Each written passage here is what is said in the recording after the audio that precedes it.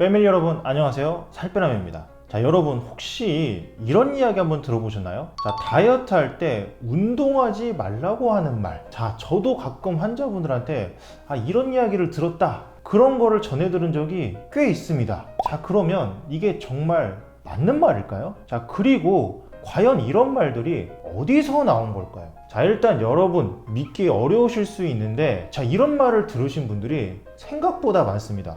그분들도 당연히 생각을 하시기 때문에 아무 생각 없이 그 말 듣고 그냥 무조건 믿지는 않으셨겠죠. 자, 보통은 뭔가 믿을 만한 이유가 있으니까 믿으셨을 거고요. 그리고 애초에 이렇게 다이어트 할 때 운동 안 하면 살이 잘 안 빠진다, 이런 이야기를 오히려 좀 흔하게 들으시고, 다이어트 할 때 운동하지 마라, 이 이야기는 흔히 듣는 건 또 아닐 겁니다. 자, 그런데 저 말을 듣고 오셔서 저한테 물어보신 경우가 생각보다 많아서 제가 그럼 다시 여쭤봅니다. 어디서 들으셨어요? 하면은 이게 대부분 영양사나 영양학자 같은 어떤 다이어트에 대해서 전문가이신 분들이거나 아니면 의사, 한의사 등 어떤 의료인 분들, 그런 분들한테 이런 이야기를 들으신 경우도 굉장히 많아요. 그러면 정말 다이어트 할 때 운동이 별로 안 중요한 건가? 운동을 해라 하지 말아라 이런 선택을 주는 것도 아니고 그냥 하지 말라고? 필요 없다고? 그럼 애초에 운동 귀찮고 싫었는데 그냥 안 하면 되겠네 라고 생각하시고 결론을 내시기 전에 일단 오늘 영상을 뒤에까지 전부 다 봐주시기 일단 부탁드리고요. 자, 그러면 이런 말이 도대체 왜 나온 걸까요? 자, 이게 생각보다 이유가 있습니다. 자, 이제부터 말씀드릴 경우들에 다이어트 할 때 운동하지 말라고 하셨을 거예요. 1번, 건강상의 이유로 운동이 어려울 때. 자, 우선 정말 운동을 하기 어려운 분들이 생각보다 많습니다. 자, 일단 다이어트를 하려고 하시면은 과체중이거나 비만이신 분들이 많겠죠. 자, 그런데 그런 분들 중에는 허리, 무릎, 발목, 발바닥 등의 통증을 느끼시는 경우가 굉장히 많아요. 자, 이런 분들은 체중을 좀 줄이고 나서 그때부터 운동을 천천히 시작하면 되는데, 자, 처음에 체중이 너무 많은 상태에서 무리해서 운동을 너무 세게 하시다가 그래서 오히려 부상을 입으니까 일상생활도 어려워지고 몸도 안 움직이고 오히려 아파서 진통제까지 먹다가 다이어트를 그만두거나 못하게 되는 경우도 꽤 많습니다. 자, 그렇게 되면 다이어트는커녕 오히려 살이 더 찌는 경우도 생기죠. 자, 물론 이런 분들도 수영이라든지 아니면 이렇게 물에서 걷는 워터워킹이라든지, 자, 이렇게 체중에 별로 구애를 받지 않는 운동을 시키면 되는데, 애초에 그러려면 그게 주위에 수영장이 일단 있어야 되고요. 애초에 물을 무서워하시는 분들도 많고, 그리고 피부병 등 때문에 물에 못 가시는 분들도 또 많습니다. 그리고 저런 관절이나 부상 문제 외에도 운동을 하지 못하게 되는 질환이나 기타 문제가 생각보다 많습니다. 자, 정신질환이나 어떤 발달 장애 등으로 운동을 하지 못하거나 스스로 하기 어려운 분들도 생각보다 굉장히 많고요. 저는 일단 다운 증후군이셨던 환자분이 좀 생각이 납니다. 그리고 모야모야병처럼 뇌혈관 문제가 있다거나 아니면 심혈관 문제가 있다거나, 또 이런 분들은 운동을 조금만 심하게 해도 정말 심각한 문제가 생길 수도 있기 때문에 운동을 못 하시는 경우도 생각보다 많아요. 2번, 운동하고 나면 오히려 더 먹는 사람인 것 같을 때. 자, 운동시켰더니 오히려 더 먹고 싶어하는 그런 분들이 많습니다. 자, 없을 것 같은데 생각보다 굉장히 많아요. 자, 운동을 하고 나면 스트레스 호르몬이 코티졸이 분비되고요. 자, 그러면 가짜 식욕이 활성화돼서 뭔가를 더 먹게 될 수도 있어요. 자, 특히 이 경우에는 단 것이나 기름진 것 등 살찐 음식만 좀 더 찾게 되고요.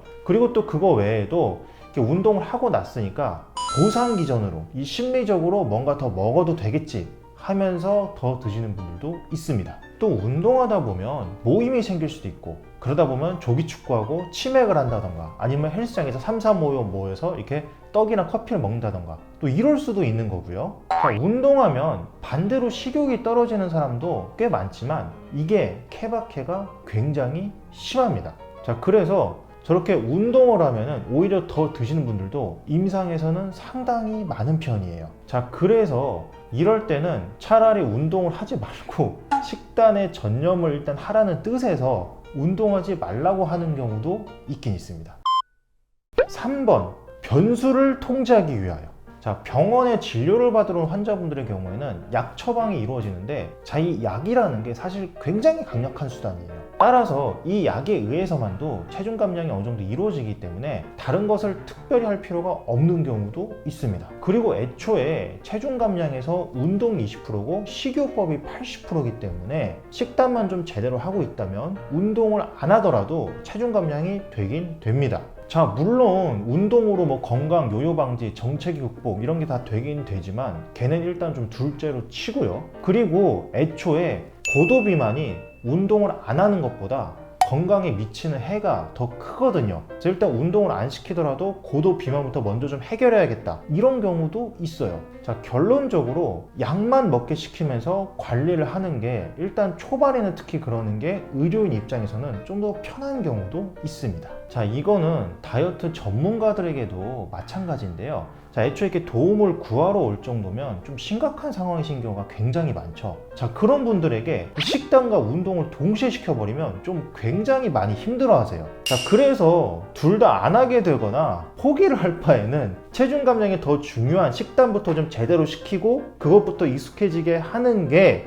운동을 처음부터 같이 병행해서 아예 포기하는 것보다 더 나을 때도 많습니다. 자, 이게 중요한 것부터 좀 먼저 시켜야 되고, 오히려 또 다른 거를 시키다 보면은 정말 별의별 상황이 다 일어나거든요. 이렇게 운동을 시켰더니 운동하러 갔다가 치맥을 계속 하고 오신다든지, 아니면 이렇게 다쳐서 부상을 입어서 오신다든지, 기타 정말 별 상황이 다 일어납니다. 자, 이거는 실제로 임상이나 진료를 보지 않으신 분들이면 조금 이해가 안 가실 수도 있는데, 제가 예를 들어서 그 편의점 알바를 해보시면 정말 별일 다 겪게 된다고 하시죠. 별 황당한 일을 다 겪게 될 수도 있고, 그리고 예를 들어서 또 애를 키우다 보면 와, 진짜 이런 일도 일어날 수가 있구나 하는 경우를 꽤 많이 겪게 되신다고 하는데, 그런 걸 생각해 보시면 될 것 같아요. 자, 이렇게 자꾸 별의별 일을 다 겪다 보면은 에휴, 그럼 차라리 그냥 일단은 하지 말라고 해야겠다 라고 말을 하게 된다. 말이 전달되면서 잘못 전달되는 경우, 자, 앞서 말씀드린 것들 들어보시면 또 뭐 이런 생각도 드실 거예요. 아니, 그러면 앞에 말한 것들을 잘 이렇게 설명을 해서 풀어줘서 말해주면 되지, 그냥 운동하지 말라고 이렇게 뭉뚱그려서 말해버리면 되냐. 네, 사실 이 임상이라는 게 교과서대로 되면 참 좋은데 그렇지가 않고요. 케바케가 굉장히 심하고 환자분마다 다 다르기 때문에 또 그 환자분 상태가 달라질 때마다 계속 다르게 말해주는 게 맞아요.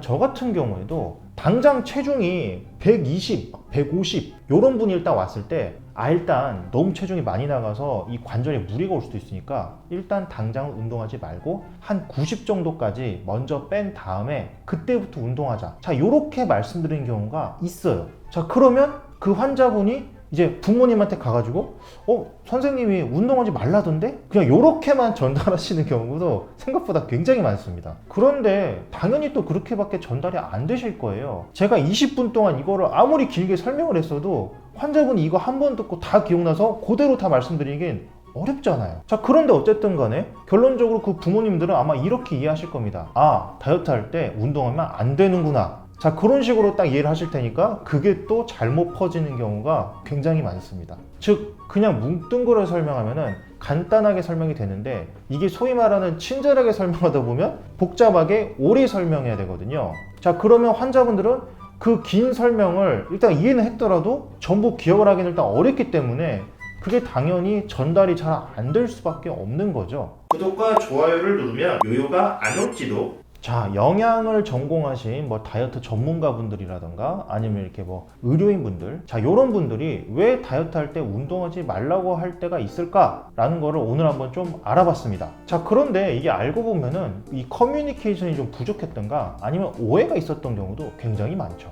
자, 실제적으로 따졌을 때 운동은 다이어트에 있어서 반필수, 거의 뭐 필수라고 보시면 됩니다. 자, 물론 체중 감량에 있어서는 식단이 80%고 운동이 20%겠지만 그 외에 정체기 극복, 요요 방지, 근손실 방지, 그리고 건강 유지를 위해서 이 운동은 다이어트에 꼭 필요한 거예요. 자, 운동을 하면서 부상만 입지 않고 뭔가 더 먹는 것만 안 하신다면 거의 무조건 운동을 하는 게 무조건 더 좋습니다. 자, 그래서 이 전문가나 의사 선생님들이 반대로 만약 말씀을 하셨다면 뭔가 이유가 있는 거라고 보시면 될 것 같아요. 즉, 원칙적으로는요, 다이어트 할 때 운동을 하시는 게 맞고요. 그게 아니라 나는 반대로 들었는데? 자, 그러시다면 그 진료를 봐줬거나 상담을 해주신 그 전문가나 의사 선생님께 가셔가지고 왜 그렇게 말씀해 주셨는지 궁금하다라고 질문을 다시 해주시면 됩니다. 자, 오늘도 다이어트와 건강을 위해서 열심히 노력하시는 우리 패밀리 여러분들, 저는 여러분들이 정말로 자랑스럽습니다. 이상 여러분의 다이어트 가이드, 살 빼나 그리고 브로콜리였습니다. 감사합니다.